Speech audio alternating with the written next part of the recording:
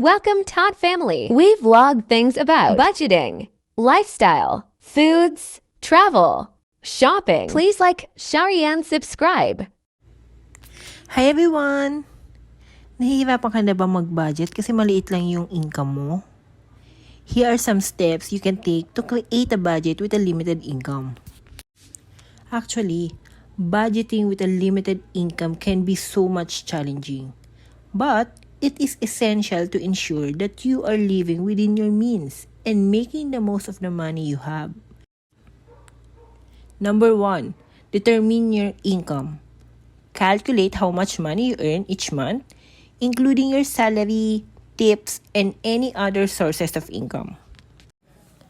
Ilista nyo siya lahat para for this month, alam mo na ito yung nakuha mong income. Number 2, list your expenses. Make a list of all your monthly expenses, including your rent or mortgage payments, utilities, bills, groceries, transportation costs, and any other necessary expenses. Kapag kasi nililist down mo yung mga expenses mo, for that specific month, nakikita mo kung saan ba napupunta yung mga income mo, yung salary mo, sa mga goods ba, sa mga bills ba natin, or kung saan-saan lang. Third, prioritize your expenses.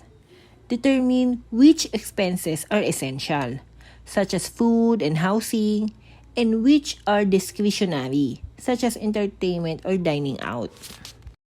Baka kasi mamaya, di mo namamalayan na ang lakas mo pala sa mga foods, lalo na kung lagi kang kumakain sa labas.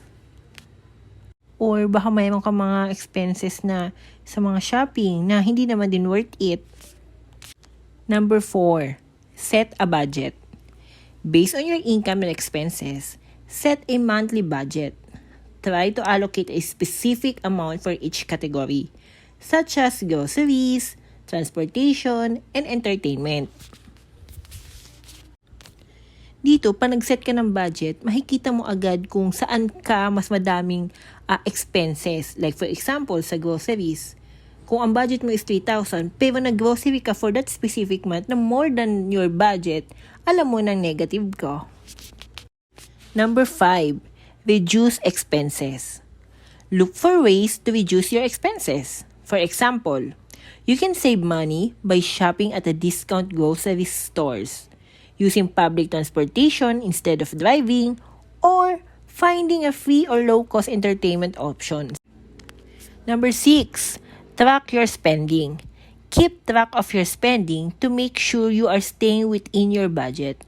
You can use a spreadsheet or a budget apps to track your expenses. Sa una mahirap, pero later on masasanay ka din. Number 7, adjust your budget as needed. Adjust your budget as your income and expenses may change over time. Pwedeng lumaki ang sweldo mo, di ba? So for example, if you get a raise, you may be able to allocate more money to discretionary expenses. Remember, budgeting with a limited income requires discipline and planning. But with a little effort and dedication, you can create a budget that works for you and helps you achieve your financial goals. Kaya, kapit lang. Ma-attain din natin yung goals natin na yan. Okay?